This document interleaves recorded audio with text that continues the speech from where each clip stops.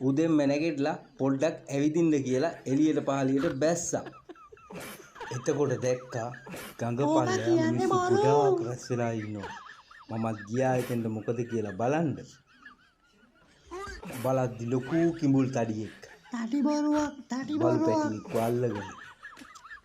අනේ බේර ගන්න යන්න කෙනෙක්වත් නැහැ. අනේ මං ගිහිල්ලා කිඹුලා ගාවට එක වචනයයි කිව්වේ. කිඹුලා බල්ලව මට බාර දීලා යන්න ගියා. අනේ ඉතින් කිඹුලා අඬ බල්ලව අතෑරලා යන්න ගියා.